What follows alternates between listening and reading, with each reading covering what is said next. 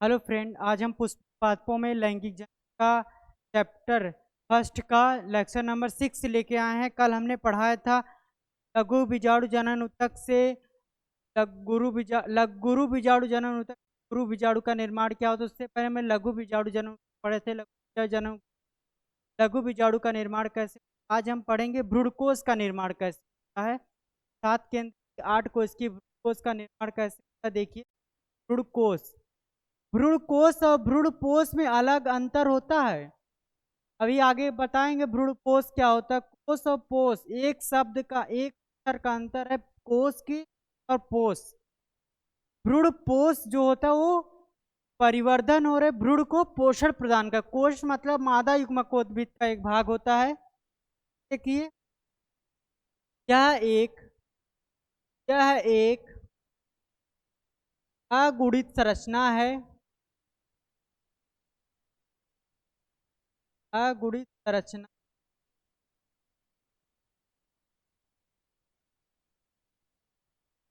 यह एक अगुणित संरचना होती है।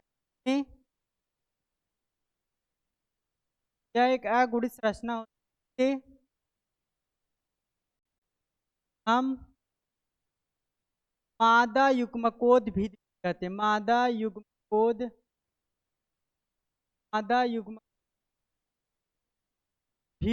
कहते हैं। मादा युग्मकोद्भिद कहते हैं।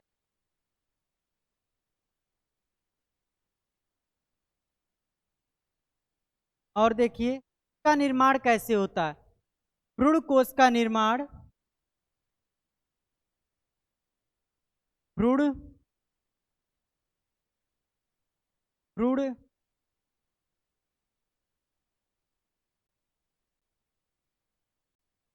कोश का निर्माण कोश का निर्माण एकल बीजाणु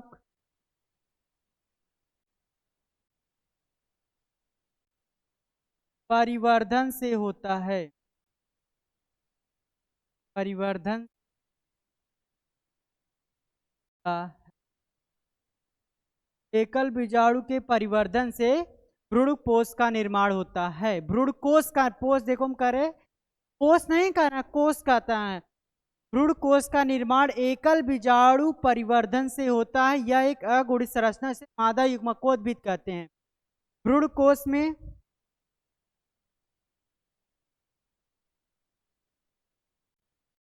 सात कोशिकी सात कोशिकी 8 केंद्र की 7 कोश की 8 केंद्र की भ्रूण को भ्रूणकोश कहते हैं। 7 कोश की 8 केंद्र की भ्रूण को भ्रूणकोश कहते हैं। आप इतना याद रखिए, 7 कोशिका रहेगा और 8 केंद्र की भ्रूण को कोश कहते हैं। भ्रूणकोश का निर्माण कैसे होता है देख लीजिए, हम बता दे रहे हैं। एक जैसे गुरु बीजाणु बीजाणु विकसित होकर या परिवर्धित होकर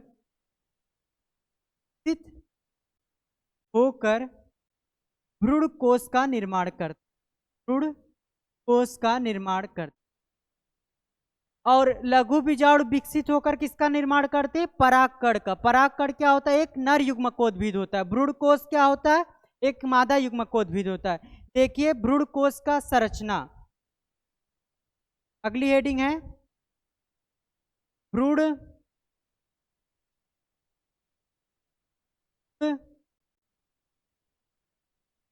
कोश संरचना। भ्रूणकोश की संरचना क्या होती है? भ्रूणकोश में देख लीजिए संरचना कैसा होता है। भ्रूणकोश जो होता है, एक भ्रूण हम लोग बना रहे हैं, उसमें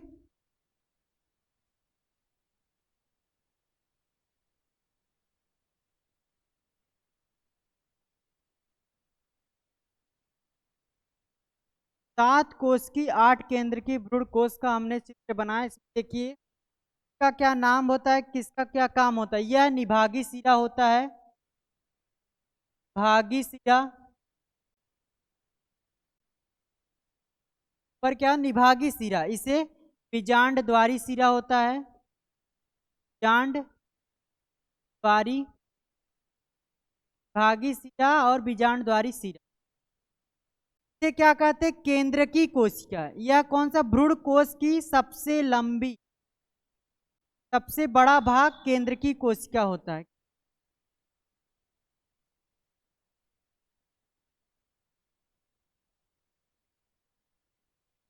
या केंद्रक कोशिका होता है, इसे ध्रुवी केंद्र कहते हैं। यह कौन सा भाग होता है? एक, यह ध्रुवी केंद्र, यह ध्रुवी केंद्र होता है जो क्या होता है? द्विगुणित होता है, ध्रुवी केंद्र।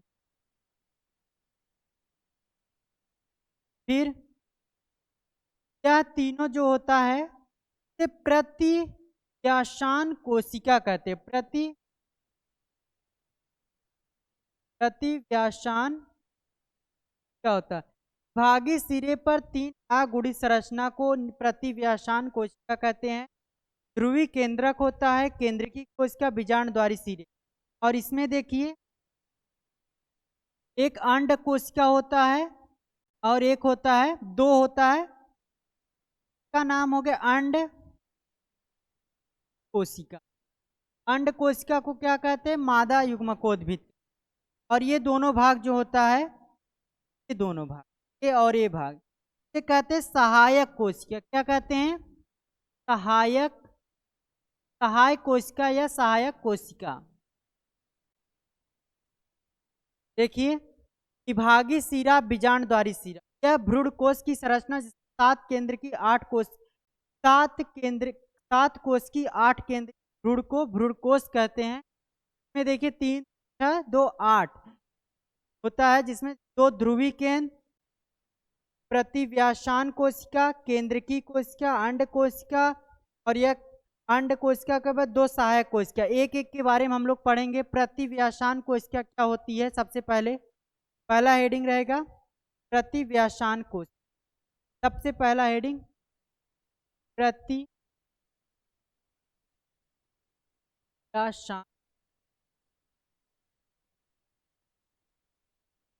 प्रतिव्यासान कोशिका क्या होता है? देखिए यह है भागी सिरे की ओर, भागी के भागी सिरे की ओर स्थित होती है।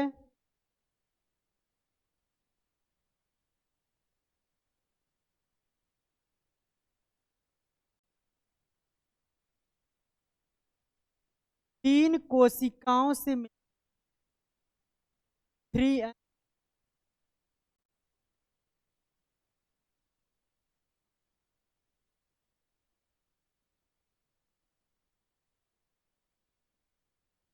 बनी हो।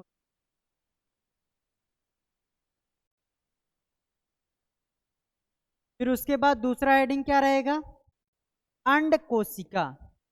क्या हेडिंग डाल लीजिए? दूसरा केंद्रक कोश। केंद्रक कोशिका क्या होता है? केंद्रिक भ्रूण कोश का, भ्रूण कोश का, भ्रूण कोश का सबसे बड़ा भाग, सबसे बड़ा भाग होता है। भ्रूण कोश का सबसे बड़ा भाग होता है, क्या होता है? केंद्र की। उसके बाद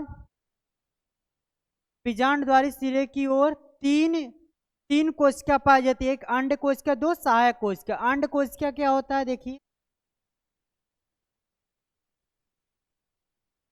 अंड कोशिका, यह अंड कोशिका में क्या यन होता है और संख्या में भी एक होता है। संख्या में एक यन होता है तथा मादा युग्मक होता, मादा युग्मक। अंड कोशिका जो होता है अगुणित होता है संख्या में एक होता है और मादा युग्मक होता है। अगुणित संख्या में एक मादा युग्मक होता है।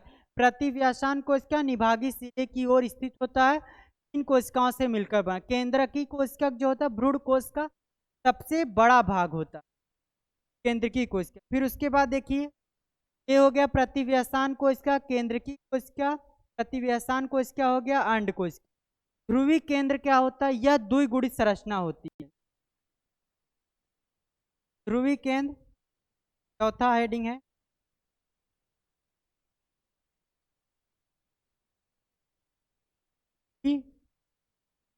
केंद्र क्या है? भ्रूण के अंदर स्थित होता है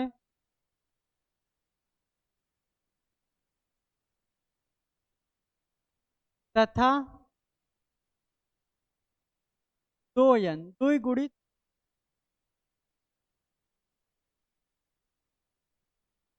उसके बाद देखिए फिर उसके बाद हो गया एक सहायक कोश। क्या है? तो सहायक कोश। सहायक कोशिका बहुत आसान है। सहायक कोशिका जटिल कार्ब सहायक।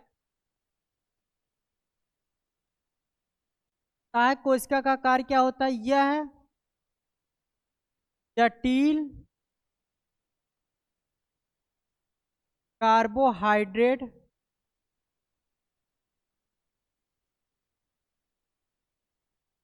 का स्राव करता है।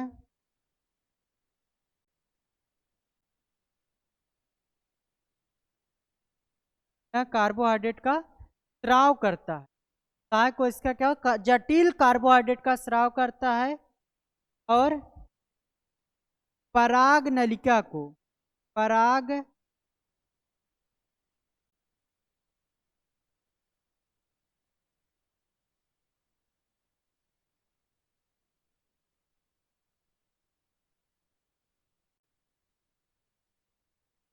पराग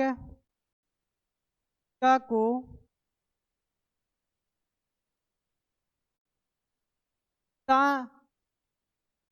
निर्देश देता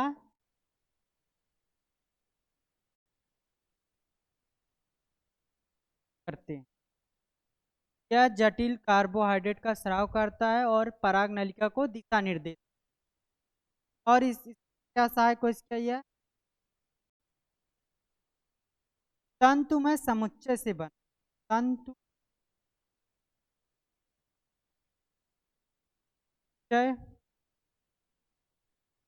से बना होता।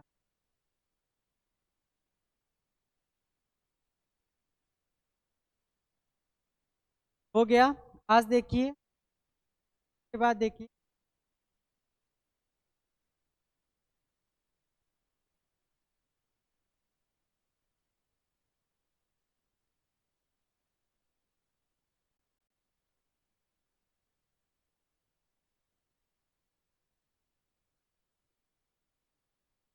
ध्रुवी केंद्र क्या? यह भ्रूण के अंदर स्थित होता है तथा द्विगुणित होता है। सहायक कोशिका जटिल कार्बोहाइड्रेट का स्राव करता है, पराग नलिका को दिशा निर्देश करता है, तंतु में समुच्चय से बना होता है।